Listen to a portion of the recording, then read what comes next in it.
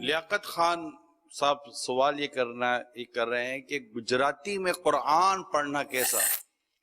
قرآن کریم عربی میں ہے، عربی میں نازل ہوا ہے، اور اس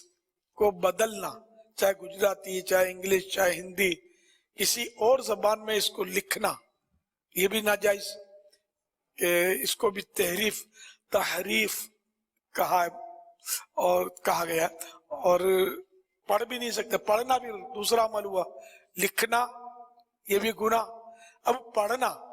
اب کس لیے پڑھا؟ تلاوت اگر مقصود ہے، یہاں یہ تلاوت کر رہا ہے،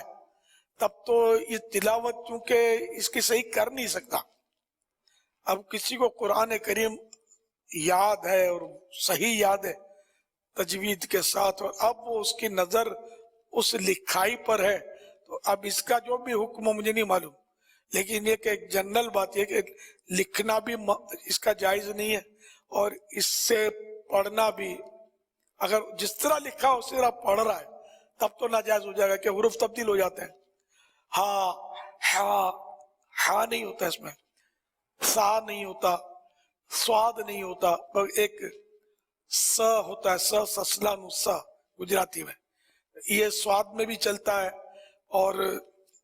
اس میں سین میں بھی چلتا ہے، اور سا میں وہ سا فاڈیا کہتے ہیں اس کو، سا فاڈیو، تو وہ سا ہو سکتا ہے سا میں چل جاتا ہو، لیکن لکھنے میں وہ پھر بھی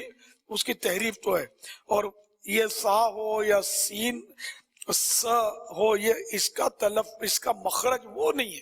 جو قرآن کریم کے مخارج مقرر کیے گئے، تو اس لیے وہ دوسری زبان میں یہ جمے گا ہی نہیں،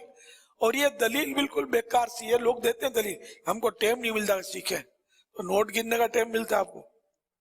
نوٹ کھینچنے کا ٹائم ملتا ہے، پیسے اکٹھے کرنے، بینک بیلنس کروانے کا ٹائم ملتا ہے، عمدہ غذائیں کھانے پکانے، ہر کام کا ٹائم ملتا ہے، لیکن اللہ کے پاک کلام کو سیکھنے کا ٹائم نہیں ملتا۔ یہ دلیل وہ لاؤ جو قیامت میں آپ کو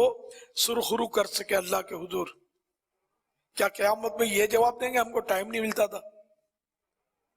تو یوں کیا یہ جواب دے کر آپ سیدھے جنت میں چلے جائیں گے؟ یہ سوچیں۔ تو اس لیے وہ سیکھنے کے لیے ٹائم نکالیں، ثواب ملے گا، اور نہیں سیکھیں گے تو ظاہر ہے کہ نماز میں جتنا قرآن پڑھنا ہے اتنا نہیں آتا، تو اور ایسا غلط پڑتا ہے کہ معنی ہی بدل جاتے ہیں، کوشش بھی نہیں کرتا، تب تو بڑا سخت گناہگار ہے۔ صلو علی الحبیب صلی اللہ تعالی علی محمد۔